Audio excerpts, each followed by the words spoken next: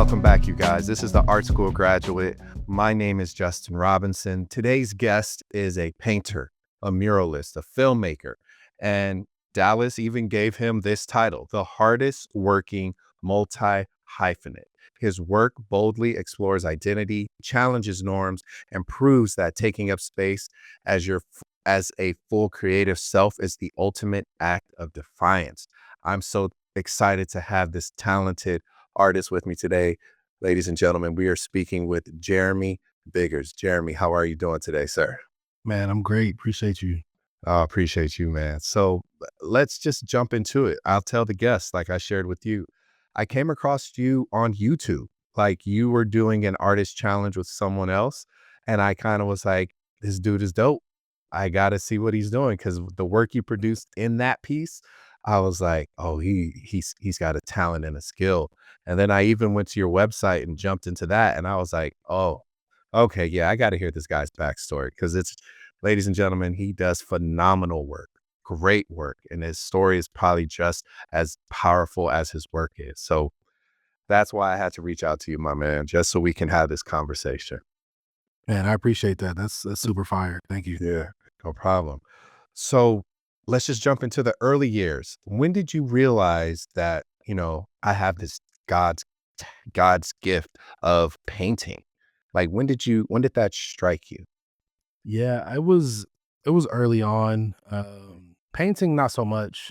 Painting took a little bit longer. I got to painting a little bit later in life, like once I was a senior in high school. But I've always been a creative. I've always been an artist. I've always drawn. I knew pretty early on when I was like maybe elementary school Mhm, that I was a little bit different from everyone else around me. I knew that I was able to do things that some of my peers weren't able to do at that age. mhm. I remember one of the first assignments we got in, I think it was kindergarten, maybe first grade. My teacher basically cut off the last strip of a Sunday paper, like a comic strip in the Sunday paper, Mhm. and gave us a over the weekend homework assignment. And when I remember coming back to school and just being like, yo, that was the easiest homework assignment we've had yet. Like that was so simple. Yeah. But then when I saw everybody else's, I was like, oh, I'm different. Okay. And so like I said, that was the first time that I remember being different from my peers. Mhm. And then just, going forward, just in life, being one of the only people, on the schoolyard that could draw. Everybody was like, yo, draw me a Ninja Turtle, draw me Bart Simpson, draw me. I'm dating myself with the people they were asking, or cartoon characters they were asking me to Yeah. draw. But yeah, they were just asking me to draw the cartoon characters of the day. Mhm. And like I said, it gave me this entrepreneurial spirit of realizing, Mhm. well, if this is what people want, I can monetize this, to be able to, get snacks at school, or to be able Yeah. to grab a couple of extra little lunches here and there throughout the week. So definitely having that be my experience through, learning art and learning Mhm. business at the same time, basically was something that, obviously cemented itself into my life, even Mhm. now. But definitely I knew in elementary school, like that it was something that was different. So would you say that's kind of like your defining moment where you're like, oh yeah, I'm different. I think I can do something with this. It's one of it, I will say there's been a lot of defining moments in my career for sure. I will say that was maybe the first one that I can remember, but I'm not gonna say it's the defining moment because there's been so many things that I credit with my success in being an Mhm. artist and the quote unquote defining moment. So yeah, it's definitely one of the defining moments, but I wouldn't say it's the defining moment. So which one would you say is the defining moment that kind of like pushed you into that full on creative space and creative director? Like I said, I like to think that we're a culmination of a lot of different decisions and a Mhm. lot of different, quote unquote, pivotal moments. And so it's hard for me to put, pinpoint just the one. If I had to select one, I would say when my mom died. I think that was a galvanizing, time of my life. Like it was definitely something that it strengthened me in a way that I didn't think was possible. At the time when it happened, I was so devastated and distraught. Um, but in that same breath, like as distraught and devastated as I was, it also gave me a level of clarity that I hadn't had before. Yeah. And so it gave me, the realization that we take for granted. We think we're going to be here forever. We think we're invincible. We think that we have all the time in the world. And my mom passed away at 44. And when she passed away, like that's so young Yeah. that at that time I was like maybe 24, 23, 25, somewhere in there. Mhm.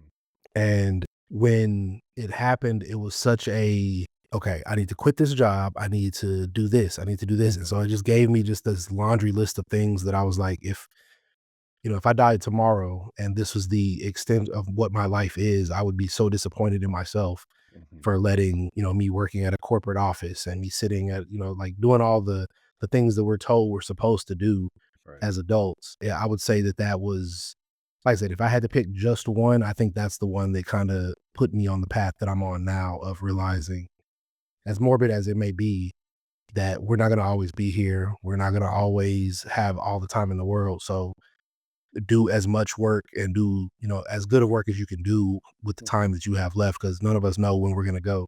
Yeah.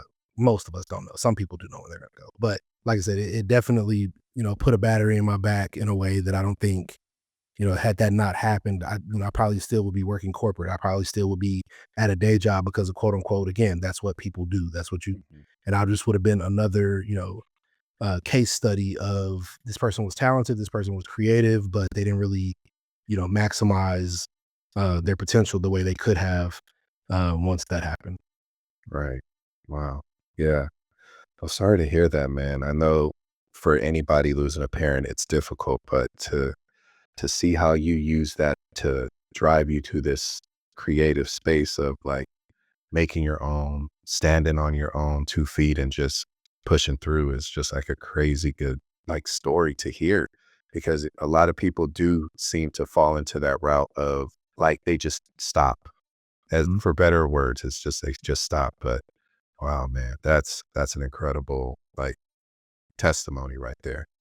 I So appreciate during my research, it says it. that I found out that you went to a performing and visual arts school. Now, how did that high school actually? How did that help Mhm. with your creative path? I think it gave me permission to be creative as an adult. It gave me permission to, again, like a lot of times, back when I graduated, people didn't really see creativity and being an artist as a viable career path. They saw it as something that you maybe do. Like I said, I think they saw it more as this is something you do as a hobby. This isn't a career. This isn't a job. This isn't something that you make money doing. Mhm. And so when I went to the art high school, it taught me that there are people that do this for a living. There are people that, a lot of times we look at exhibitions and galleries and doing shows. We were doing shows in high school. So it took away that fear of, yo, I have never had a solo show. I've never filled a gallery with my work. I've never, Mhm. had people come out and look at my work judgmentally. A lot of artists, they don't have that experience until they do their first exhibition. And so they hold exhibitions in this like this light of this mythical thing that happens to, only the best artists. And because I got to do that in high school, it kind of took the lure away from it, or the fear of wanting to do it, or the fear of it from that. And saying like, even when it wasn't our shows specifically, we were always going to our friends' shows. We were always Mhm. going to, the upperclassmen shows. And so Right. being able to be around that and realize that, there's nothing to it. Like it's just like anything else. It's a party just like any other party. It just so Mhm. happens that the walls are decorated with art. And so being able to have that experience at a very young age, it taught me, that you can do this for a living. You can get out here, and there's nothing to be afraid of. Like I think that's the biggest thing it taught me. Obviously, being around other creatives, the entirety of high school, in every Mhm. class, even when you're not in an art class, you're sitting with other creatives musically, other creatives physically in dance, Mhm. other creators in the theater department, and when you're sitting in academic classes with other creatives, you think differently. You're looking at things, you're looking at problems differently than, in a classroom full of other people that aren't creative. Mhm. They might read the words of the Declaration of Independence or whatever. They might see that a certain way because they don't have creative brains. But when everyone in the class has creative brains, you have different conversations than you would have if you were at a Yeah. different school. You have different experience than you would if you were at a different school. And so even though all of our classes weren't art based, I think we got the benefit of thinking different and being taught to be, different type thinkers, Yeah. because we are, like I said, everyone in the building was creative. And Mm. so I think that helped me also understand that like everyone is just trying to figure it out. Everyone is trying to do what they can to make the things that they see in their head come to fruition. And so, like I said, it kind of took a lot of the pressure away from the necessity that a lot of people feel when they're creating and the fear that they feel when they're creating. Mhm. So it definitely made things like this is a way of life and it's less like I said, it's just not as scary, I Yeah. guess. Yeah. Yeah. So out of that, I'm just curious, out of that group of like peers and friends that you went to art school with, how many of them are still creating to this day? Oh man, I would imagine not many, because again, like I think I didn't keep in contact with a lot of people from high school. Just our paths went different directions. Mhm. So I'm not sure, but I would imagine not too many stuck with it because again, like the world does a great job or terrible job of beating the creativity out of us. And so it's very difficult to be a full-time artist in today's world. There's Yeah. not really, there aren't a lot of avenues for us to stay productive and to keep, money in our accounts. You have to do something. You have to be able to make ends meet. You got to pay bills. And so it's difficult to, tell somebody, especially now with everything going on in the world, like Yeah. the world is literally burning down and I'm, on Instagram like, "Hey, I just released a new print. Come buy my like art." Like Yeah. it just feels weird, it feels like there's far more important things happening in the world. And some could argue, artists creating work during this time is maybe arguably the most important thing that can come from this time period. But like I said, as an artist that's a practicing artist, that's a full-time artist that doesn't have a day job, like it just always feels a little weird for me to be like, yo, you can't afford eggs right now, but come buy my print. Or you Mhm. can't, what I'm saying? Yeah. You're having a tough time figuring out how you're gonna pay rent this month, but I got these paintings for sale. Because at the end of the day, we got bills too.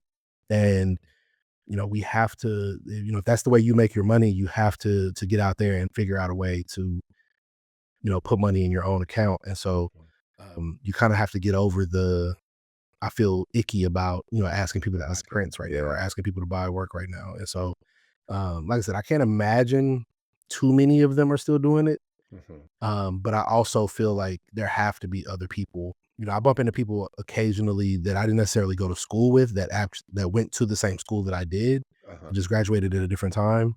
Yeah. And so I bump into them occasionally when I'm out at exhibitions or, going to other people's exhibitions. And so Mhm. I definitely know they exist, but like I said, I didn't keep in contact with many people, and I just can't imagine they're still able to do it.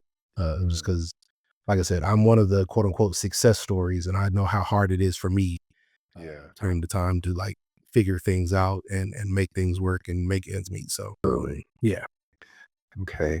So during your early years of painting and getting to better understand your own practice, were there any like mentors or influences that encouraged you to pursue art professionally, or was it just more of like that hustle and that grit? I grew up in the hood, so I just always had that hustle mentality. It was always like we didn't grow up rich at all by any means, but we also weren't the poorest family in the neighborhood. And so being able to be like right there, that lower middle class, I'm sure to all our neighborhood friends, they thought we were the rich house.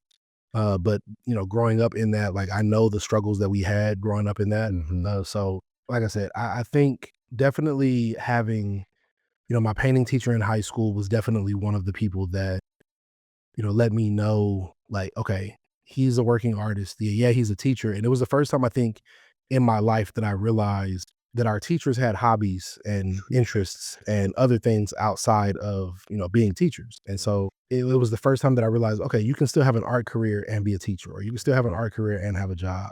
And so seeing him do it, it wasn't necessarily him pouring into us saying, "Hey, you can do this. You can, be an artist. You can do this." But we got to see him by example do it Yeah. because he would leave early certain times, and it would be because he had to go get ready for an exhibition that he had, or he wasn't there because he was doing a solo exhibition in Houston, Hmm. or Chicago or wherever. And so being able to see, even at a distance, be able to see someone that was in the art field doing it for real. Yeah. I think he might have been the first one that I saw that was like really doing it for real. They took us to museums, they took us to galleries during, our field trips, but to be able to see a working artist and to see how to make it work financially, how to make it work as a lifestyle, I think that was important for me to see. And then from then on, like I said, I've always had like not necessarily official mentors, but definitely people I was looking at and making them unofficial mentors where I was like looking at their career, looking at, Yeah. how they did things. Even now, like I still look at a certain people and try to figure out what are you doing differently than what I'm doing in terms of how you're applying the paint, like in a mural, or how you're, how can I be a better oil painter? How can I be a better muralist? Right. Whether it's somebody in person when I go to mural festivals and I'm watching their process, or if I'm on YouTube watching someone's process. I know my wife gets sick of me watching YouTube videos because I don't really watch a lot of television. Mhm. Most of my time spent outside of the studio is me sitting on the computer or sitting on my phone or sitting on Mm. the couch watching YouTube videos of other people painting. And so it's literally like I said, I know she gets sick of it, even though she's an artist as well and she understands what it is. I know she's just like, bruh, if I Yeah. watch you paint, if I watch one more fucking YouTube video of somebody painting, I'm gonna be sick of this. So, but But like it's I the said, for constant me, need to feed that though. Like you kind of yeah, are always on that search to find, oh, let me try that. Oh, that was yeah, interesting. Oh, he stretched that paint by doing this. Like it's right, always that need to find the next kind of thing to yeah, help your own practice. that's exactly what it is. I try. I'm pretty. I hesitate to call myself a master at my craft these days because I still feel like there's so much for me to learn. I'm still so new Mm. to oil paint. I've only been oil painting for going on 7 years now, even though I painted with acrylic for 18 years before that.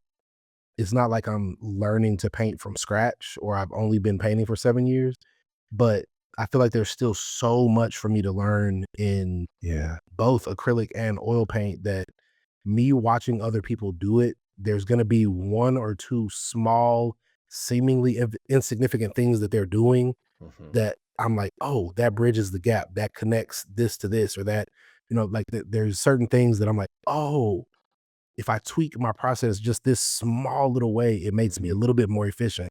And when Mm. you paint as often as I do, when you have as many deadlines as I have, when you have as many projects that you're working on, which again, I'm blessed. I'm not mad at the busy. Like being busy now is like a great problem to have. So, but in that same breath, if I can make myself just a smidge more efficient so that Yeah. I can, paint faster, or I can paint again more efficiently, or I can finish this painting so that I can be home spending time with my family, then I'm going to do that. I'm going to try to search for those moments to get better, get faster, and create those moments so that I can, what I'm saying, like live a life outside of Yeah. the studio. Yeah. That can be very sometimes I would think, what's the word I'm looking for? Humbling at times where it's like you just go into the studio and you're locked in. I used to have a live work studio before I got married. I tried to convince my wife to, didn't fly. I couldn't. Right. I was like, baby, look, I can make you your own section right here. Look at this open space. Right. Absolutely not. It was not happening. So I know what it's like because she'll text me like, hi, this is your girl, just checking in on you. Haven't heard from you for a couple of hours, just checking for signs of life. So I know what it's like Yeah. to do that and be in that space. So it's interesting you mentioned these different mediums. So you used acrylic starting and now you're at oil. So how did you decide which medium to best tell your story for these paintings you create? Right. Yeah. So I started painting with acrylic because that's just how I learned. Mhm. The school that I was at, they were kind of limited on teaching oil paint because it's a public school. Yeah. Even though it's a selective public school, it's still Mhm. considered a public school. So they didn't have the resources to have like ventilation for terpenoid and things like that. But there was a few students that used it. They just weren't trying to push like everybody using it because then like the fumes would have gotten crazy with too many Got you. kids in the class. And so I learned to paint through acrylic, and I did acrylic, and I got really good at painting acrylic. and Mhm. making my acrylic paintings look like oil paintings. Like Mm. I'm really good at blending, really good at, the transitions. And it wasn't until 2018, a friend of mine that is a masterful oil painter reached out. We had a communal studio space where Mhm. it's one big building, but we had individual studios within that big building. Yeah. We shared that space. And so he had a studio in that building. I had a studio in that building. And every day, we would see each other at the studio, and like I said, we're still really close today. But every day he would see me in the studio and would just be like, "Yo, when are you gonna stop running from oil paint? Like, stop running from this. Like, you would be really good at it. Like, you're struggling painting these acrylic paintings, trying to make them look like oil, and spending so much time and energy to blend these things and do all this." And he's like, "Man, you can make your life so much easier just switching to oils." Mhm. And I fought him every step of the way. I had a painting teacher in college that made me hate oils, and that was my only experience with oils, was that class in college. And she was so, like I said, I'll just say she wasn't the best teacher when it comes to Yeah. I know that what you stuff. mean. I know exactly what you mean. It was just more ego than anything else. Like, Mhm. maybe she was a great teacher. I really don't know. Maybe she was an amazing teacher. But when I came into college, just a little backstory, for me going to an art high school where I took basically 4 years of painting, then going to a community college where I took another 4 years, 8 semesters of painting, Mhm. at community college, because I went the scenic route through community college. I took every painting class they offered at this school. Mhm. That was 8 years of me painting with acrylic, and at that point, when I got to the university, I was already doing gallery shows, Mm. and so doing gallery shows and then also taking a painting class, part of it was my ego thinking like, "Yo, I'm big time. I'll do this professionally. I'm only taking this class because it's a requirement for my degree. Mhm. I don't need beginning painting." Um, and she was very much I teach oil paint. You're not going to use acrylic in my class because I'm teaching oil painting. Even though it's a painting class, it's not an oil painting class. It's just a painting class. She made it her sole mission to break me because I was like, "Yo, I know what I'm doing. I do this for a living. This is like I said again, at that point, this is what I was doing for a career." Mhm. And so I pushed back and fought probably harder than I needed to, just because I was trying to prove a point. She pushed back and fought harder than she probably needed to because she was trying to prove a point. Right. Right. And so, like I said, I ended up hating oil paint. And so I vowed to never touch that shit again because I was like, "Nah, it's my arch nemesis. I'm out. I'm out Yeah. on oil paint." Yeah. And so, I understand that wholeheartedly. Figure drawing, I could do the body, I could right. do the legs, the head, the chest, hands and feet. Yeah. Nope, I'm good. Yeah. Fair No, enough. yeah. Fair enough. And so, like I said, my friend was just like, "Yeah, when are you gonna stop running from this oil paint? Like, I promise you, if you sat with me one afternoon, you would fall in love with oil paint. Mm, Like get that bad memory out of your head, get that mhm. experience out of your head. I promise you, I will make you love oil paint." So finally, he wore me down, and I was like, "All right, bro, I'm free today. Let's do this little paint session, this Mhm. workshop." And I knew that was gonna happen. Hold on. No, you're good. And so I finally sat down with him, and the things he was telling me was just like a whole new world. Like everything he Mhm. was saying, I was like, Yeah. "Yo, what? Wait, if I had known this all these years, I would have done." And so he's like, "Bro, I've been trying to tell you this for years to do this. Like, it's Right. gonna make your life so much easier." He was like, Going from acrylic to oils is such a easy, smooth transition Mm, versus if you learned to paint with oils and then you try to go learn acrylic, like it's a nightmare scenario going that mhm. direction. But going from acrylic to oil, he was like, "You're gonna master this in no time." And so I did the first painting That's and fell in love with just how buttery the oil paint was, and how I didn't feel rushed when I was mhm. painting, because I didn't realize I was feeling rushed in my paintings, because with acrylic, obviously it's drying, within 5-10 minutes. So it's almost drying the moment you lay it down sometimes, Yeah. depending on, the humidity or the heat in your studio. So being able to work at a slower pace, more intentional pace, I could pay more attention to smaller, nuanced, I'm not trying to see and paint at the same time. I can Yeah. take my time and look at what I'm looking at, figure out what it is that I'm looking at, make Mhm. the marks that I need to make, and then make adjustments from that. But all the while, not having to worry about, are my blends smooth? Are my transitions even? Are the like I Mm, don't have to do all those things all at the same time. I could like parse out all the different steps. And so by doing that, it definitely slowed me down quite a bit, but also it helped me start seeing better. mm, One of the things I always tell people when I'm, giving them, pointers or just, mhm. giving them game is always like learning how to see is the hardest part of being an artist because Yeah. our brain is really good at filling in the gaps and filling in like, we notice patterns, we Yep. notice like all these things. And so our brain fills in the gap because it's like, I know what we're doing here. I figured it out. I Mhm. got it. And so teaching yourself to like separate that ability and really see what it is you're seeing. And so whether that's shape, whether that's how the light is affecting that, how the like localized color is hitting a surface, like all of those things, like it's so subtle, especially when you're painting portraits. Mhm. All of those things are so subtle, and depending on what effect you're trying to achieve, if you're going for realism, just to oversimplify it, if you have 20 shapes of light and dark on Mhm. a portrait, if you can match the more of those 20 you can match, the more it's going to look like, photorealism or hyperrealism or whatever it is you're going for. Got it. And so you can kind of pick and choose like, okay, I don't want to be so tight in this area, but I do want to be tight in this area because Mhm. I wanted the focal point to be here in the painting. And being able to control like the viewer's eye through the piece, like all of those things you can do with oil paint. And I mean, like I said, I was doing it with acrylic, but it's just a lot less effort to do that with oil paint. So Mm. it definitely helped me become a better artist because now I can like separate the process and not have to consolidate the process, if that makes sense. Yeah, yeah, yeah, totally, 100%. So what is your take on critiques? How do you feel about those? Yeah, I think critiques are necessary. I think having critiques identify blind spots that you might not recognize. When you're creating something, you're creating it from start to finish. You're creating it from nothingness to somethingness. And so you've seen every step of the way because you've sat there and spent time with the canvas or the Right, clay or right. whatever your medium is. You Mhm. spent time with that medium.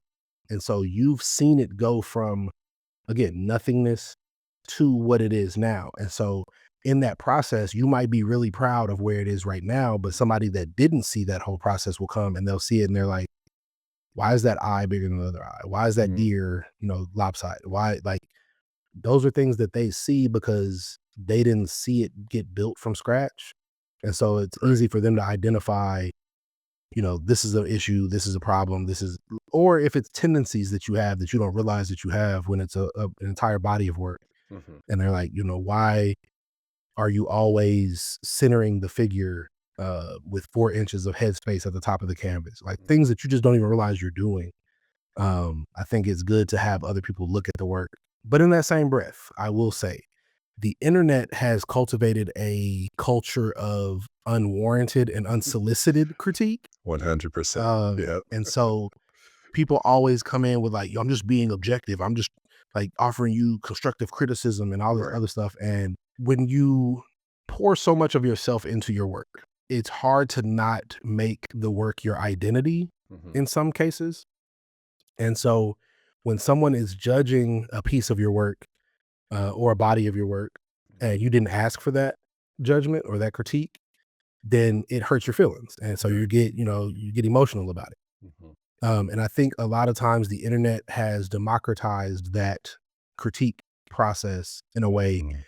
good or bad. I think it's democratized it in a way where people feel like their opinion matters and Mhm. that if they say it, that you have to take their advice or you have to, listen to whatever their critique is. Yeah. And so what I always tell people, especially younger artists, is never take a critique from someone you wouldn't take advice from. Yep. You don't have to listen because everybody has an opinion. Everybody Right. has, they feel a way about whatever it is you're doing. Yes. And you're never going to please everybody. And I think that's actually the biggest, mistake that you can make is trying to please everyone. That's what I did the first however many years of my career, and nothing Mhm. really took off because I was trying to make the most agreeable works that I could make, something that couldn't possibly be offensive to anyone. It wasn't until I started telling more personal stories and telling, things that I identify with, things that were important to me, and I didn't give a shit if, Mhm.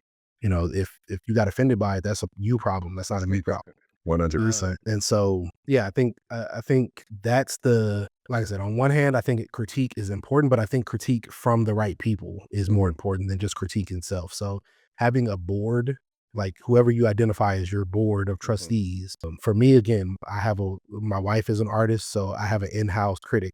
mhm. I can just like show immediately, like, yo, babe, what do you think of this? Right. Take a look at this. How do you feel about this? And so I don't necessarily have to show it to the public to get that feedback because the homie, like I said, that taught me how to oil paint, he's another person that I have on my board of trustees when it Mhm. comes to critiquing my work, where I could just send him something incomplete. And same for him. Like he can send me things that are incomplete that I could look at and be like, give feedback. Right. Also, when it's coming from a place of someone who loves you and loves your work and is a fan of your work, they're going to be a lot more tactful than somebody, like I said, just a stranger on the internet, Yeah. because they get behind the keyboards and just say the wildest things, and they don't understand that there's a human on the other side of that. And so, yeah, I get a lot of. I'm sure we're going to get there at some point, but just to like, I get people all the time like seeing my portraits, and they're like, why did you ruin it by putting dots on it? Or those dots are so distracting, and Yeah. you could have left those off, and it would have been a dope painting.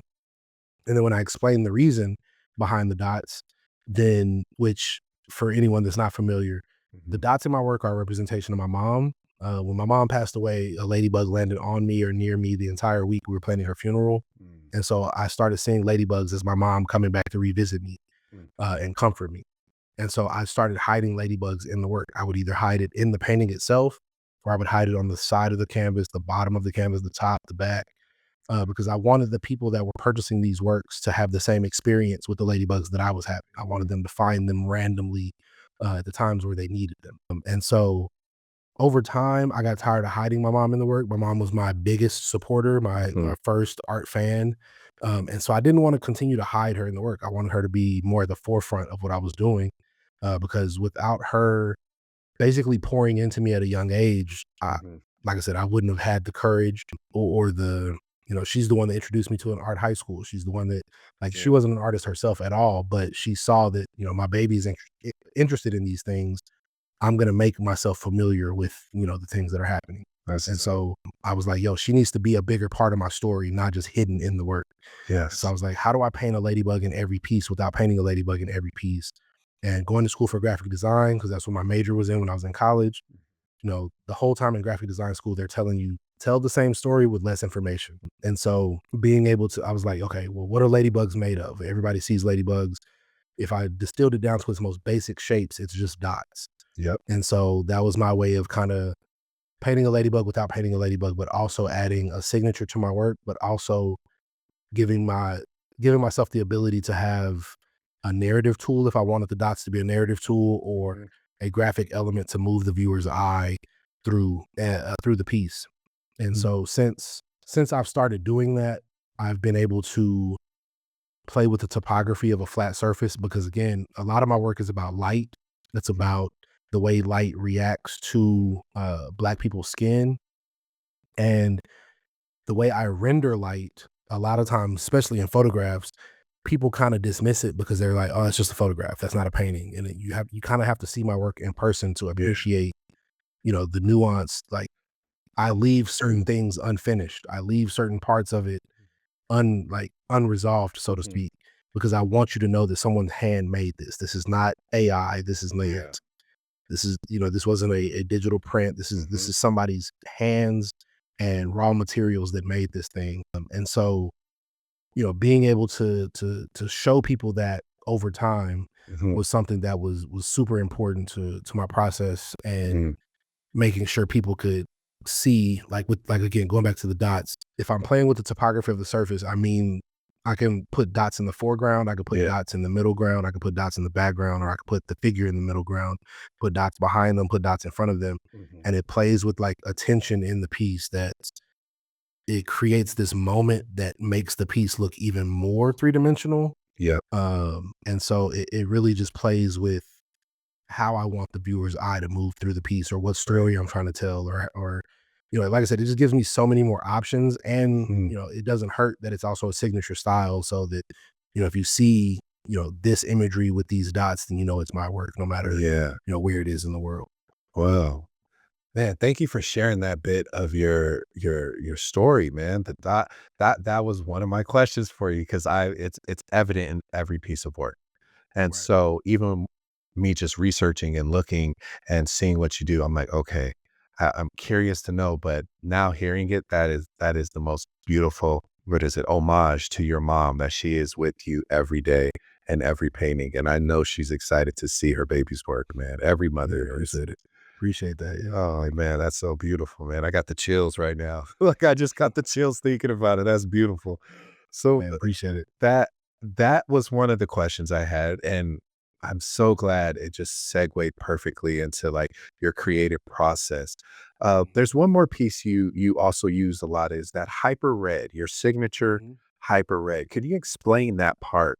Because it's like I know you were just sharing with us about color and how it reflects and light, how Mhm. it reflects off of the black skin tone. So that's why I was like, okay, that's interesting. So could you break that down for us? Yeah, absolutely. So the hyper red that I use in my work is a fluorescent red that is another, again, going back to conversations with my mom. We had a conversation. This was well before she got sick. When I was growing up, like very young, she told us, the whole story that all black kids get. That Mhm. you got to be twice as good to get half the credit or half as Right. far. And so I remember that conversation, and it's a conversation that stuck with me even before I realized that every black kid had that conversation with their parents. Right. It was something that I always thought about growing up, and when I was trying to identify what my signature style would be, even before I landed on the dots, it was I did a series of paintings that every single painting had this fluorescent red, hyper red bar at the top. Like it was Mhm. just a rectangle at the top of every piece. And my reasoning for it was, and then if I did paint before I get to the reasoning, when I did paint a portrait on top of that background, usually it was a gray background. Mhm. I tried to have so much, like, infuse so much meaning into every painting that I was doing because I was trying to identify a style. I was trying to come up Mhm. with something. And so most of the paintings in that series, every single element of it had something that I was like, okay, this is something from my Right. childhood that hasn't gone away, Mhm. something that I'm constantly thinking about. How can I implement all of these ideas into every single painting? Yeah. And so it started with the gray background. It was a joke that my siblings and I had. My parents, my dad's black, my mom's white. And we always used to joke that we were gray because black and white makes gray. And so I did everything in this body of work. The skin tones were color, but everything else in the image was black and white, like grayscale. So their clothes, the background, everything was always grayscale. And so I had this grayscale, and I picked the gray that I picked specifically because of how much it vibrated with the fluorescent red that was at the top, because I wanted that vibration of the tension and Yeah. the uncomfortable feeling that you have when, growing up as a black person in America. You never really get to be comfortable. You never, Yeah. unless you're in specific rooms that are, just black people or Yeah. just, people of color. Right. You're always, and even people of color, you're still on guard. Right.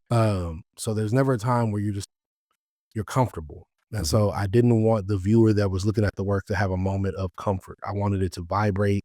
I wanted it to be uncomfortable for the viewer, even if in a small way. Like you just can't look at it Yeah. because you're just like, bro, what is happening with this piece?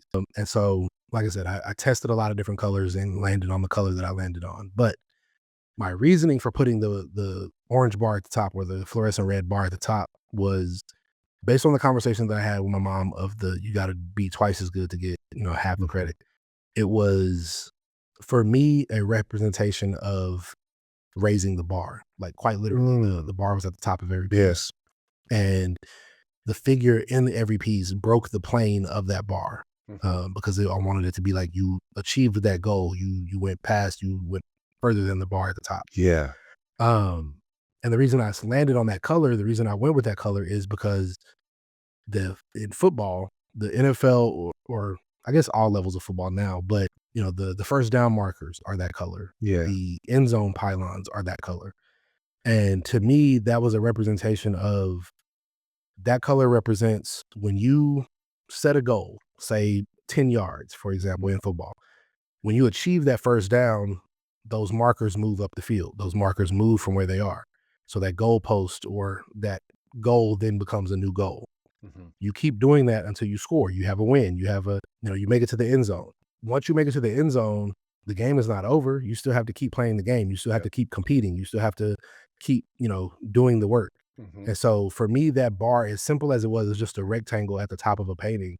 It represented setting those goals, achieving those goals, and then setting new goals and keeping to achieve those. Because even when you got the first down and you continue to get first downs, maybe you get pushed back. Maybe you have to punt. Maybe you have to get rid of the ball and reset and do it, play defense. Yep. Or but when you do score, or even if you do win, you then got to get on a plane, come back and do it again next week. Like you can't rest on your laurels. And so that, to me, Yeah, that it's color in true. my work has been a representation of, yeah, as good as your resume is, as good as your career has been up to this point, that's cool, but you got to keep going. You got to Mm. keep pushing. You can't just, you did something great 5 years ago. You did something Mhm. great 10 years ago. You did something great last weekend. That's cool. That's dope. You should celebrate those victories, but you can't rest on those. You got to always keep innovating. You got to always keep pushing. Always got to keep setting new goals because there's always going to be somebody else trying to come take your spot. There's always Right. going to be, Always. innovation, even if it's not a person. It might be the way AI is trying to come take, artists, creatives jobs. Like Right. there's always going to be something Yep. that you need to remain sharp. You need to Mhm. remain on the cutting edge. And so, like I said, I think that color in my work is representative of that feeling of never getting comfortable, never allowing yourself to rest on your laurels, and just get out there and get after it. Get to, Yeah. make it happen. Yeah. So for the viewers that are actually watching this and the ones who are listening, is it that red behind you on on the gentleman's face right over your shoulder? It is. Oh, It is. wow. Yeah, so if you guys are watching, he basically just described it, and it is a painting of a gentleman with the dots, which he just broke down. He has the skin tone, he has his gray tones, and he has that red on the what is that? The right side of his face right now, like almost like a light is shining directly on the right side of his face. So, wow, that's powerful, man. Wow, Appreciate it. I love the just the imagery and how you break it down and how it just those pieces fit. I feel like if anyone else tried to copy or mimic it, it wouldn't have the same feeling. Now I'm seeing it and hearing it because I told you I went through your website and I was looking, I was like, man, these are dynamic pieces. These are really good. Now Man, hearing appreciate it, it it fits. Everything fits like it's supposed to. And man, kudos to you, man. You're I don't know if you wanna say you're a master, Imma say it, you a master, bro. This looks too good.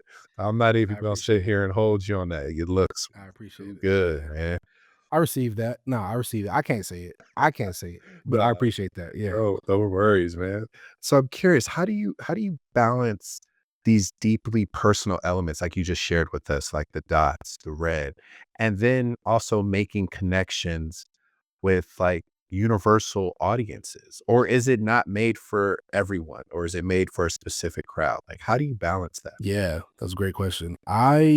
So again, going back to what I said before, I used to make work that I tried to make as widely acceptable Mhm. is the word I'll use. I tried to make it, you know, eh, like I said, as inoffensive as possible, make something that, anybody can look at and find themselves in.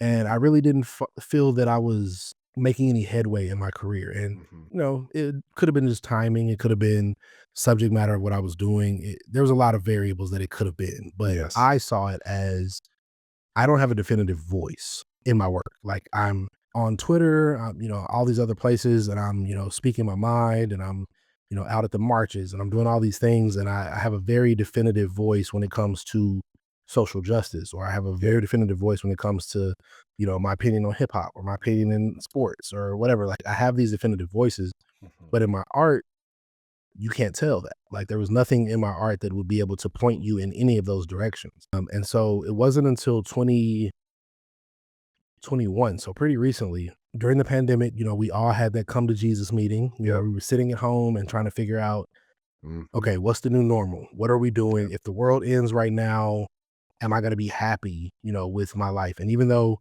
at that point, up until 2020, I had been a, full-time artist without a day job for a few years at that point, I still didn't feel like I was making the work that I was supposed to be making. Right. I didn't feel like I was telling the stories that needed to be told, that people needed to hear from me Mhm. specifically.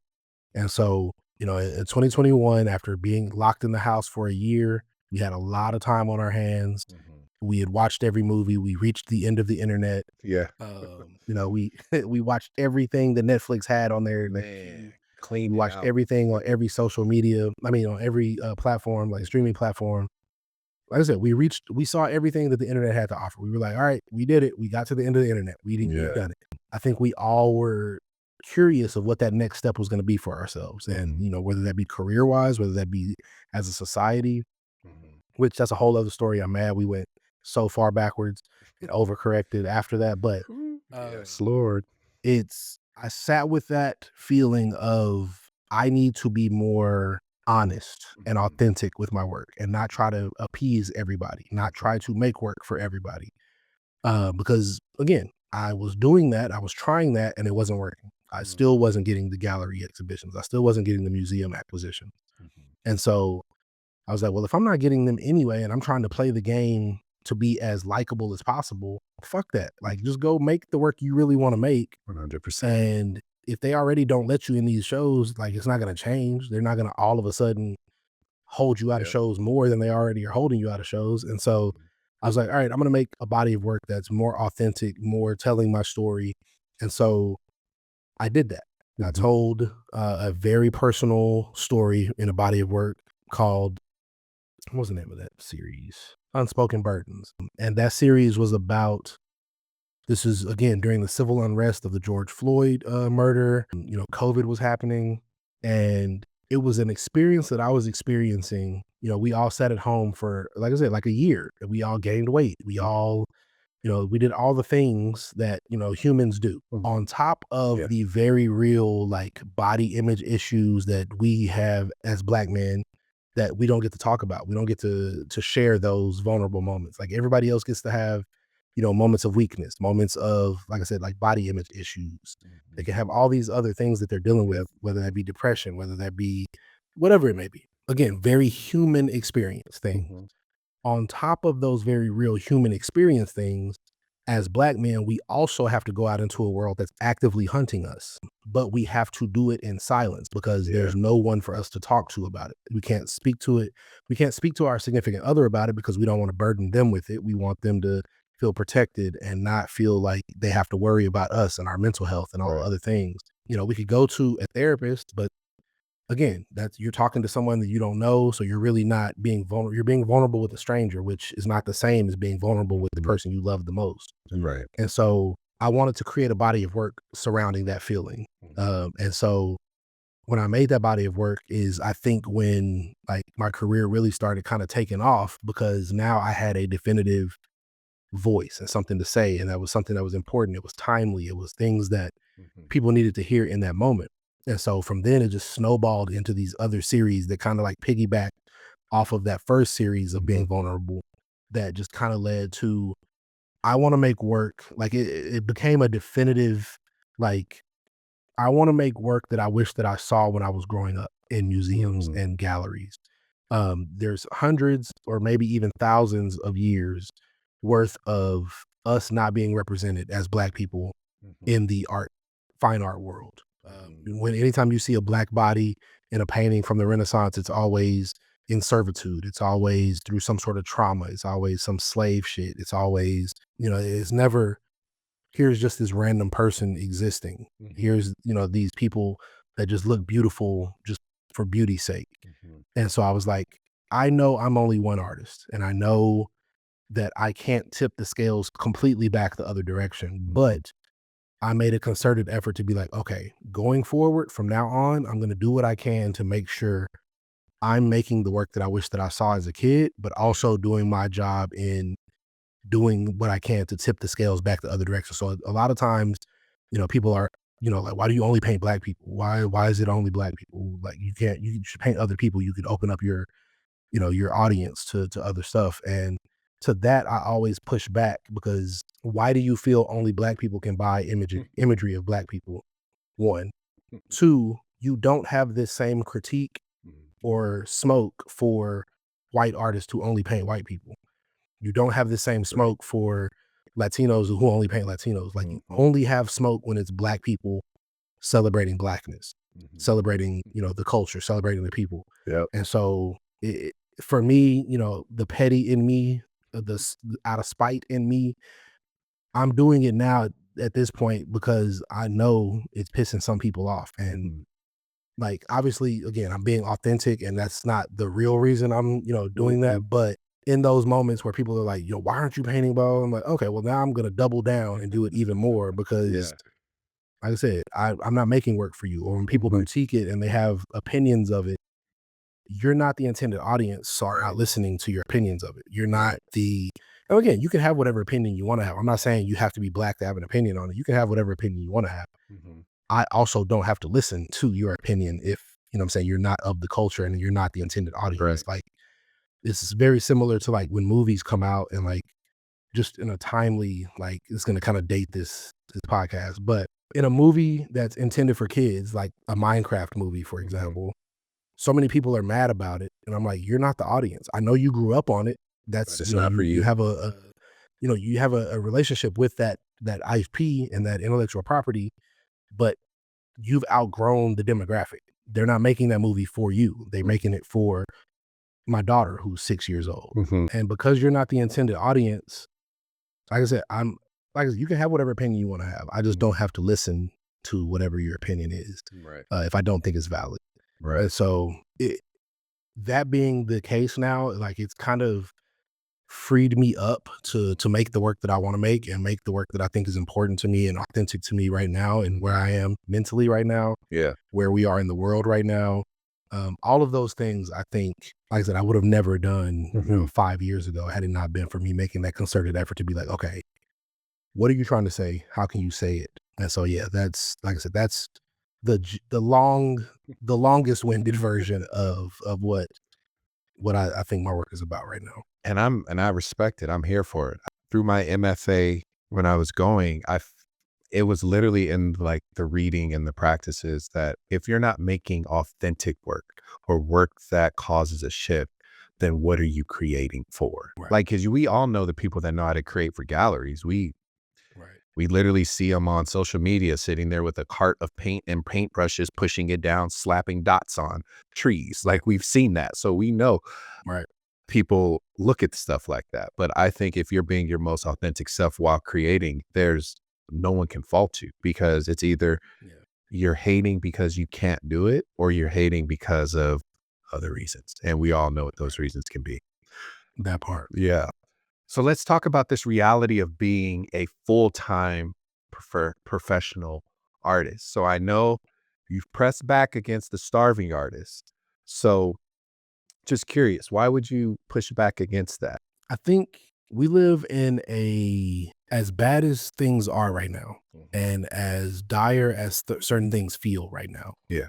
We live in arguably one of the best times in history for creatives. We have, art supplies are relatively inexpensive. If you want to be a filmmaker, you can get a high quality cinema camera for the low. Even if you don't want to buy a cinema camera, you can go rent one for the weekend or for the week for the low. And a lot of people romanticize or feel that artists, they don't value what artists do. They don't value the creative process. They don't value, people think, for photographers specifically, they think because I can right click an image from Google, a Google search, that no one owns that image. No one owns the copyright to that image.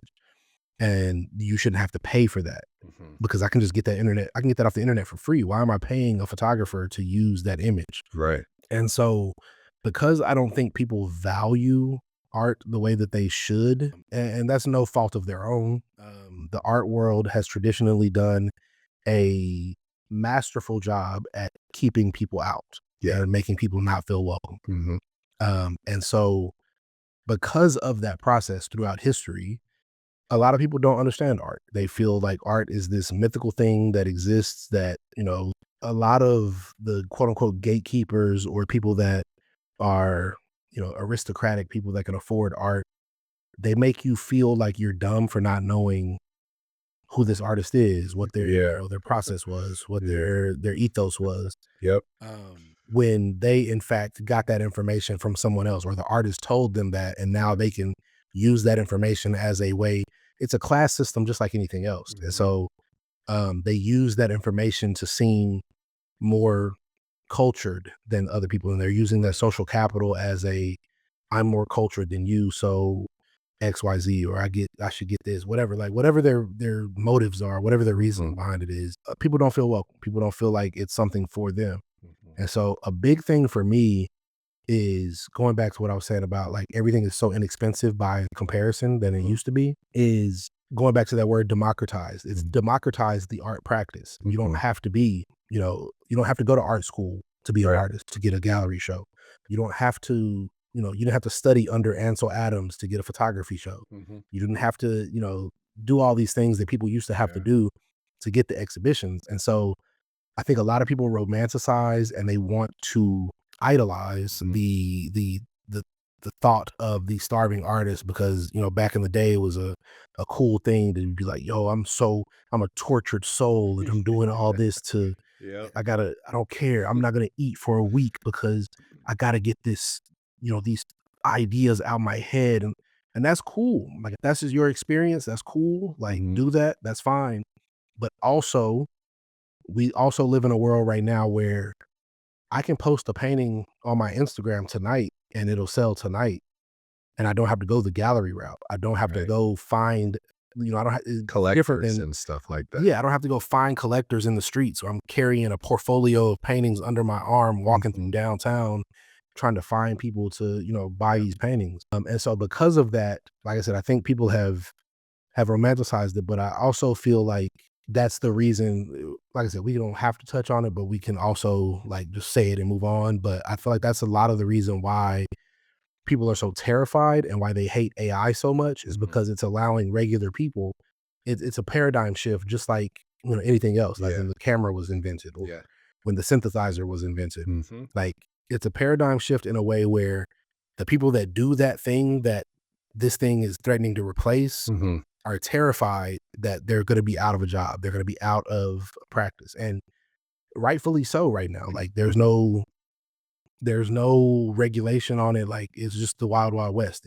Who knows what is going to happen, or, but in that same breath, I think the people that create things, the people that make things with their hands, with their ideas, with their thoughts, if anything, I think AI is going to make that more valuable, because now a human has to come up with this. Like until AI can actively be in artificial intelligence, and it's not just humans have to feed in a prompt, then not to say that that's not coming, it's probably coming too. But right now, the current iteration, it's going to make people that have the ideas, it's going to make them more of a commodity.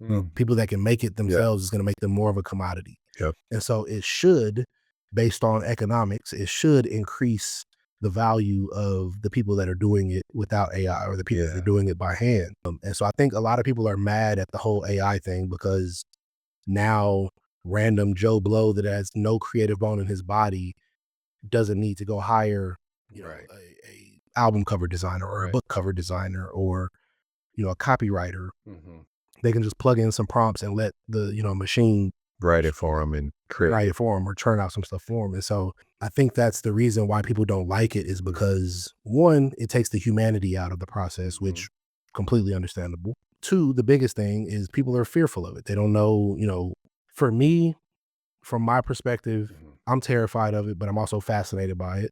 Right. And I'm more so mad at why aren't we using AI to cure cancer? Why aren't we using AI to wash dishes, laundry, to do all the shit we don't want to do, so that we can have more time to make the things we want to make? Right. To like let AI do these menial jobs, do these tasks that none of us want to do, so that we can go out and make more art. We can spend our time making art. Like I don't like the fact that AI is being used to make the art so that we have now more time to wash dishes, cut the yard, and do laundry, and all the jobs that we're doing. And so That's crazy. that's my issue with AI is, bro, there's so many other things that we could be training AI to do for us. Why does it have to be art and poetry and music? And I get it, like on to play, I don't even like saying devil's advocate, but to be on the other side of that equation is also like if they're trying to make AI popular for Mhm. people and people feel a different way about it, it's not as sexy to No, have AI do laundry. It's not as no. sexy to have AI, sort our, whatever it is. Yeah. Those things aren't as sexy as, yo, look at this art I just made. Look at this song I just made. Look at, Mhm. it wrote my thesis for me, whatever. Yeah. Those things are far more sexy and getting people like, oh, well, I will do that. Yeah, I could like Yeah. making fun with these memes and all these other like AI things that they're getting people excited about it and kind of more open to the idea. Yeah. It'd be a harder sell to just Yeah. be, look, bro, it folds your clothes. 'Cause people Yeah. would be like, bro, I don't give a shit about that. I know. I Um, think the new AI trick is the one I saw on LinkedIn was the toy character. Have you yeah, seen that one? That I have, one's yeah, everywhere. And I'm like, literally all people are doing are copying someone's prompt, yeah, pasting it, changing it up, and getting yeah, their own stuff. And I'm just like, yeah, we could be using this for so much more. So much yeah. more. I'm like, And come on. like I said, on one hand, I get it. It's fun. Yes. It's a new technology. It's a Yeah. new thing that we're playing with. On the other hand, like I said, I don't like it wasn't, it was the Wild Wild West. Yeah. It wasn't done ethically. There's a lot of issues with energy usage. There's a Yep. lot of issues with water usage. There's a lot of issues like that go into all of those things. So I understand why people don't like it. I understand why people feel the way about it. But at the same time, like trying to make everybody stop posting a cute little Muppet version of themselves or Yeah. movie that they're watching or action figure, Yeah. like good luck with that, bro. And so for me, I can not like it all I want to not like it. Mhm. But at the end of the day, it's not going to go away just because you don't like it. Like Right. it's going to be the same thing like when people were mad at the internet. Like it's not going to go away because you don't like it because you know, you're a librarian and you want people to still come to the libraries. Like it's still going to be a thing. Yeah. And we have to figure out ways, as terrifying as it is, we still have to figure out a way to make it work for us and Mhm. not leave you in the dust because you're not wanting to adapt to Right. this is the world we live in. Like, unfortunately, good or bad, it's not going anywhere. Right. And it's only going to get more powerful. It's only going to get more scary. Yeah. For me. 100%. So, 100%. I totally agree with you. That's why it's like even me being a design teacher, I'm teaching it. I'm not going to sit here and act like, yeah. because I know the students don't have the expertise to fully make it look like they created it, but Right. I want them to use it to help as a tool. Like Right. that's the way I'm looking at it, using it as a tool, not to be like, oh, mister, I finished my work. I turned it in. I'm going to be like, Right. no, you did. That's not you. So I'm teaching them, but it's very much on the basics, like right here. We're not up here yet. We're right here. So Yeah. I wholeheartedly agree with you. Yeah. And I think using it as a tool, like I said, I think a lot of it's going to be controversial and a lot of people are going to be mad at it, but I think it is a tool. I Yeah. think it is something that, again, when drills came out, screwdriver makers were very mad. When chop saws came out, Mhm. the bandsaw people were really mad. But like I said, at Electric the end of the cars. day, yeah, that's what I'm saying. Yeah. Electric cars, electric Yeah. windows, like I think it's a tool Mhm. that you can choose to use it or not choose to use it, but Right. you're only making your life more difficult by choosing not to use it. It's the same as like Right. in the art world, especially the mural world, for example. Because the mural world is so closely related to the graffiti world, and the graffiti world prides themselves on doing everything freehand, and you Mhm. can't, pre-sketch, or you can't use other tools like a doodle grid, or you can't use a square Projector grid or or anything. projector Yeah. or whatever. People feel a way about you using those things. And for me, for a long time, I fell into that same, Mm. way of thinking and the same judgment Mhm. of like, oh, you're not doing that freehand. Oh, you're using a projector, or oh, you're using whatever. And I had to realize once my daughter was born is when I kind of shifted my feelings about those types of things, because if I only get 1 day a week to work on a mural because I'm at home with a newborn, I'm not going to spend that day sketching something on like that full day sketching Right. something onto a wall just to prove to other artists that I still can draw. Right. Like I don't need to prove that to you. You didn't pay me, you didn't cut the check. Right. I need to be as efficient as possible because I only get 1 day to paint this week, and Yep. I need to put the sketch up, get most of the painting done Right. because I got deadlines, I got bills, I got like I don't have time to be proving, "Hey, look, random artist who would never pay me or hire me in the first place. Right. I drew this from scratch." Like, who gives a shit how you got it onto the wall? Like, Right. are you painting it? Are you doing the thing? So for me, like I said, and one thing I always tell people too, again, long-winded answer, but if you're not grinding your own pigment Mm-hmm. or weaving your own canvas or cutting down trees to make your own lumber, I know where you're going you're with not gonna this. tell me what modern day conveniences I'm allowed to use. Right. And even if you are cutting down lumber to make your own, panels, or you're weaving your own canvas, or you are grinding your own pigment, if that works for your process, Then go more for it. power to you. Yep. Go do more of that. But for me, I'm gonna be as efficient as possible because I don't have all Mhm. day to be doing those things. That part of the process isn't part of my process. And so like I said, just like with anything else, like, yeah, is just let people be themselves, let them do their thing, let them, do what they do Yeah. and get out the way. Yeah, 100%. I'm Yeah. I'm telling you right now, I think once people figure out time is money and time is Mhm. precious, project it, doodle grid it, whatever can help you get it up the fastest. I don't think anyone's That going part. to sit there as long as it's your original design. I don't think Yeah. people should sit there and nitpick like, bro, he had a full on projector. Yeah, I have Yeah. 2 days to get this done and then I'm out. That part. like, That part. like And people. especially when you're like traveling out of town to do a Yes. mural, like Yes. Oh you don't my have gosh. time to be, or like if your flight lands at 12 p.m. and you gotta wait until 9 p.m. to project that shit or whatever, like for it to be dark enough Yeah. or whatever, like whatever your process is. Like if I'm only in town for 3 days and I schedule this mural to take me 2.5 days, I need to get to work. I don't have Yes. time to be Yes. like doing shit the longest way possible just because you do it the longest way possible. Right, right, right, right. And once people, I think those are more the keyboard warriors that look at it that way versus a real life human being who's like, yo, I got to get this up. You know, Yeah, I got 3 days to be here for this mural festival and I don't have time to waste. that part. Yep. And not to be that guy. I hate to be that guy. But if you are doing it freehand and taking 5 days to get a mural up and I'm doing it in two, I'm gonna keep taking jobs from you because 100%. they Yep. value efficiency and time more than they value like how long. So if it takes you 5 days to do one job, like Yep. I'm knocking out 2 or 3 jobs in that amount of time. So I'm like, you're gonna keep coming to me to get it. But yeah, time is money. You Yeah, can't waste it and sit there and do that. And if they want to come for you because you still keep the same quality, you still have the same touch, and you get it done in less time, why not? yeah, So let's see. yeah. It's an unfortunate reality for people, but yeah, especially when you start working with these bigger companies who have Mhm, impossible deadlines. Like if you're doing something for Nike or McDonald's or Apple or mhm. Starbucks, they're not gonna wait on you to finish 5 days from now. Like if they need it right now and they need it up by Wednesday and it's Monday afternoon, you got to figure out a way to make it happen if you're trying to get that check. See, I was just about to ask you about that because it's just like I know you've worked with big brands and I know for Mhm. them, time is money. So, what Absolutely. do these processes look like for you when you're stepping into an office or when they reach out to you and say, hey, Jeremy, we need you to put your touch on this?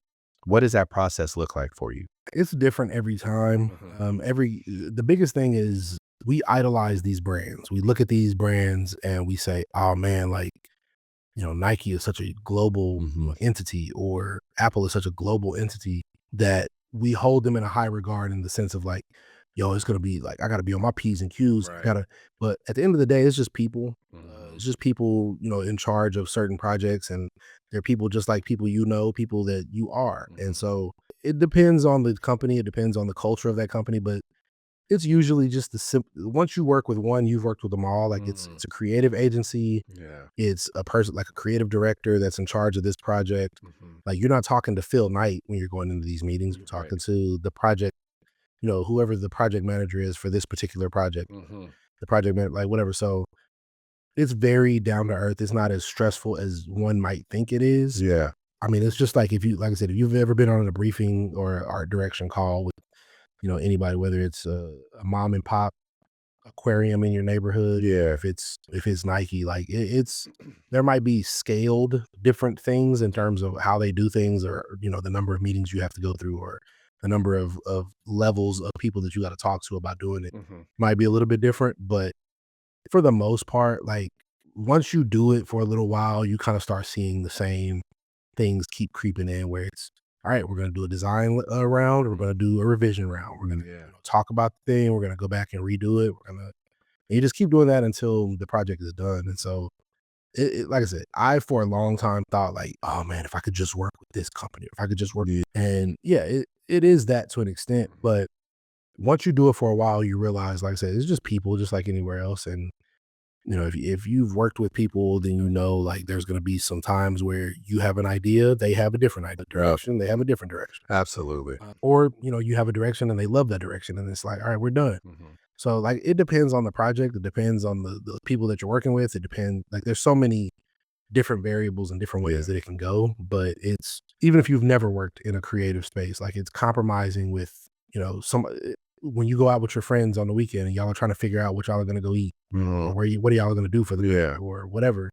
It's the same thing. Like you chime in with what you think, they chime in with what they think, you try to figure out a middle ground for y'all to meet, and then y'all go have tapas, sushi, or whatever the hell y'all eat. But it's the exact same thing. Yeah, man. Well, Jeremy, we are on a roll here, man. I just have a few more just intriguing questions about this like wonderful journey and legacy and art practice that you've been sharing with us. So you've accomplished so much already, but what's a creative milestone that you're still chasing for? Ooh, man, I got so many. The one that's the top of mind right now, right this second, is I want to do a museum exhibition. I've never done a full museum exhibition. I've had a couple of pieces acquired by museums. I hesitate to say that I have pieces acquired by museum, because the two pieces that I've had acquired in my career were like one-off. Like it wasn't like a real acquisition. It was like, oh, you won this competition, and so they just add the winner of that competition to the permanent collection. Gotcha. Okay. Somebody bought a sculpture of mine recently. I did an exhibition last August, and in that exhibition, I exhibited my first sculptures. And those sculptures, like I said, it was one sculpt that we just cast 3 times. So it really was only one sculpture, just we ran it through a mold a few times. Gotcha. Somebody bought one of those, and the person that bought that actually, I don't want to say donated, but they put it in an exhibition they were already doing right now. And so, like I said, it's not technically a museum acquisition. And so the 2 times that I've shown in a museum don't really count. So I see what you mean. I mean, they count, but they don't count. Give yourself credit, man. There's a lot of artists that don't even get that. So Facts, you're facts, in there. 100%. You're in there. 100%. I definitely, but I want like the full, you came to me to get one of my pieces to put in your permanent collection. Got you. That's what I'm considering an acquisition by a museum. So yeah, getting a museum acquisition or multiple museum acquisitions, getting museum exhibitions, doing some out of town, like out of the country mural festivals, or just murals in general, is something that I really want to do. Those are the 2 I think most pressing. Okay. I want to do a collaboration with Nike, not just like do it, like I've done some projects with Nike, but I want to do like, this is my shoe. I'm releasing my shoe. Oh, you want a shoe? Yeah. Oh, what? I have a friend of mine, Blue the Great, who did Jordan 1. Like, The Jordan 1, right? yeah, he did the Jordan 1. Yeah. His rollout for that was crazy in LA. Because I'm out here having him paint the basketball court, having him like that whole, like that was, it was beautiful. It was. I didn't know that was a possibility until I saw he did that. Yeah. Once I saw that, I was like, well, shit, I want that too. What's the So definitely, I would probably use an Air Max 90. If I went Jordan brand, like because I'm not picky, it could be Jordan brand, it could be Nike. If it's Jordan brand, I would probably go Jordan 3 or 11. I feel like I could do more with the 3 than I can with 11 design wise, but those are my 2 favorite Jordans. Jordan 1 too as well. So yeah, Jordan, but he already did a Jordan 1, so I don't want to do it. Yeah. But I think if it were my pick, I would do an Air Max 90 or Air Max 1. Yeah, a Jordan 3 or a Jordan 11. Okay. If you could give Yeah. advice to your younger self, what is the single most important piece you would tell your younger self? Start younger. Yeah, start younger. Because I've done a lot of things. I've gotten, Mhm. it's been crazy, but I would have liked to have seen the level of success I'm seeing now, and even more. Mhm. I would have liked to have seen that like in my 20s where my knees still worked, when I didn't mind traveling as Yeah. much. Yeah, yeah. So starting younger, and like I said, things happen when they're supposed to happen. I'm not mad at it. Like, Right. it happens when it's supposed to happen. What's for you is for you. Mhm. And it'll happen when it's supposed to. Yeah. So I'm not mad at it at all. But if I could rewrite it and just like make my, perfect Hollywood story, it would definitely be starting younger and seeing like, if I had the success at like 20 or 30, seeing where I would be now at 43. Mm. Like see, like I'm curious to see what that looks like Mhm. to like I said, just like I said, starting younger, because now that I have a daughter, I'm so washed. Like I don't feel like doing nothing half the time. Like That's I'm funny. in the house or at the studio or taking her to school every day. Right. Like that's my life. Mhm. I don't really have much of a social life now. Like I'm literally waking up, take her to school, come to the studio, Mm. pick her up from school, Yep. go back to the house, shower, eat, watch TV. Mhm. Like that is my life right now. Yeah. And so if I could do the things that I'm doing where I have to be at all these different places or getting to travel and go all these other things, like those are amazing and I still love doing those, Mhm. but I would have liked to have seen doing those things, like I said, in my 20s, like how Mm. crazy that would have been Yeah. when I had the energy to like, let me go see the sights and sounds in this Yeah. city and bounce around and do like I go out of town to paint murals now and I'm literally like, I'm going to the wall, I'm painting, I'm going back to the hotel. I'm gonna grab something to eat on the way back. Like, Yeah. but being able to like travel as much as I do and then see Mhm. the city more Yeah. would be super dope. Yeah. Okay. What about this one? How do you want your work to be remembered? Man, legacy is tough. I think obviously we can't choose how people, I mean, we can do our best to choose how people view our work and view us, but how they ultimately see us is not in our hands. So Mhm. for me, I would love for my work and my legacy to be about being the voice, being the bridge for other younger artists who look like me, who grew up in the same neighborhood that I grew up in, who feel the art world is not for them. Mhm. If I can be that bridge to like basically open the gates for the homies, whether that be actual homies or like I said, representative homies, I think that's something that would be huge for me. I think, yeah, I think having my work be remembered in a, like I said, being the voice and tipping the scales back to being more deliberate Mhm. about how we're portrayed as Black people in those quote unquote prestigious spaces. So letting us exist, letting us be, you know, making paintings of people that look like people that exist right now, that maybe look like your aunt, your Yeah. auntie, your uncle, your cousin, your nephew, Mhm. your spouse, your brother, your sister, making work that people can identify with and be proud of and just identify with. They can see themselves in it in a way that's not, like I said, broken bodies, slave, traumatic experiences. Like, Mm. again, I want people to look like, oh yeah, that just looks like my cousin, on a random day at our grandparents' house. Right. Or, like Yeah. being able to give people those moments and see Yeah. themselves as worthy. I think that's another big thing for me, as there's a lot of times when I do paintings, especially large scale paintings or murals, where people are like, yo, who is this? Is this an album that's coming out? Is this a movie that's about to Yeah. drop? And I'm like, nah, this is just, random homie. This is just, and they're like, wait, why are you painting them then? Like, what is, What's the and the fact that relationship? like people Yeah. give me this, like, why do you have the audacity to paint someone for no reason other than just to paint them and to show that this person existed on earth once upon a time? Yeah. I think being able to allow people to see themselves in that way. Mhm. And then I think finally, one of my biggest things is I paint a lot of murals, including my daughter. I use her, in the mural. I use, maybe if it's just a mural of hands, I'll have her hand in the mural. If it's, just, I want my daughter, when I'm no longer here, I want her to have like these love letters from me all Mm. over the world. So when she travels, she can see oh, my dad was here, my dad did that. Yeah. Obviously, having museum pieces or gallery pieces or studio pieces, she's still gonna have that as well when these pieces exist in these different places, but I also want her to see herself as worthy when, the first time she saw herself in a mural, I think she was maybe 2 or 3 years old. I want her to grow up in a world where she always sees herself as worthy to be, Yeah. put on a building like that. Yeah. Wow. That's beautiful, man. That is so touching. A love letter to her that, my dad was here. I'm part of that legacy for him. That's beautiful, man. That is really touching. I appreciate it. One more question. What is your advice to those people that are looking to follow the path of Jeremy, becoming a full-time artist, taking on those pressures of finding clients, finding materials, creating, building those bridges, having those conversations of culture and humanity on top of everything else.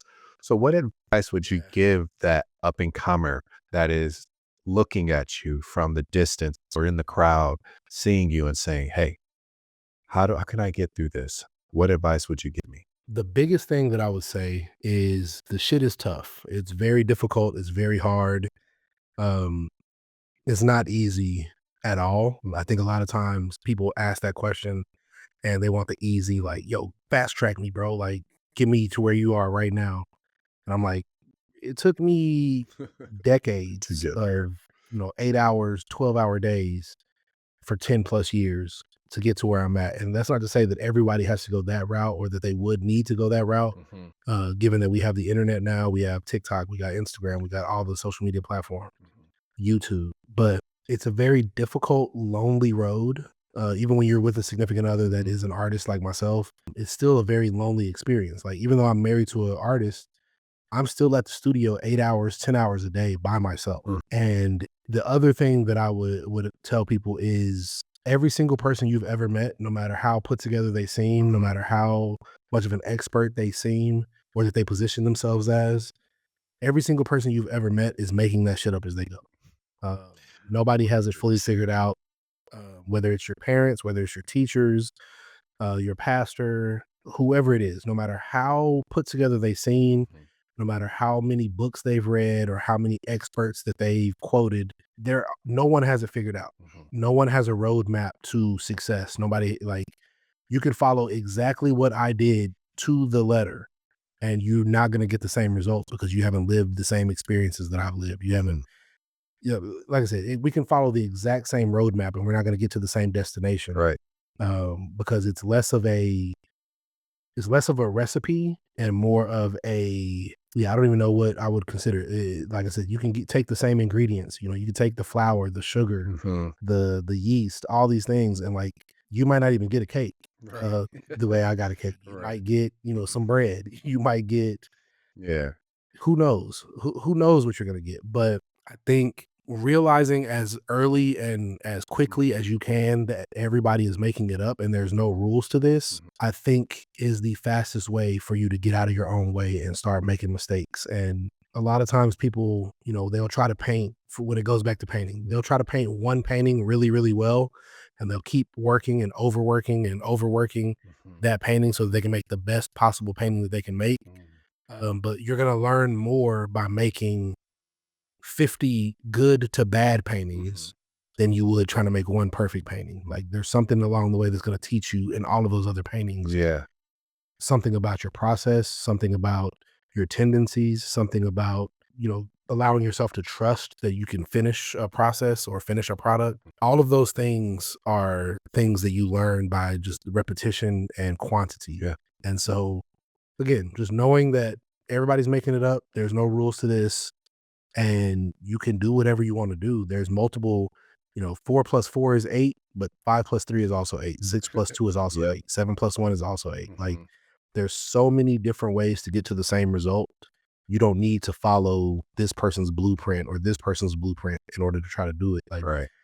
you can figure it out and you can probably get there a lot faster doing it your way than trying to mimic their way or Mhm. trying to copy or, walk in their footsteps. Yeah. So I think those are the biggest things. And just know that, like, It's going to be a lot of sleepless nights. It's going to be a lot of hours put in. Malcolm Gladwell has that famous 10,000 hour rule that, you know, he's coined. It takes you 10,000 hours towards any given subject in order to become an expert in that field or a master at that field. Yeah.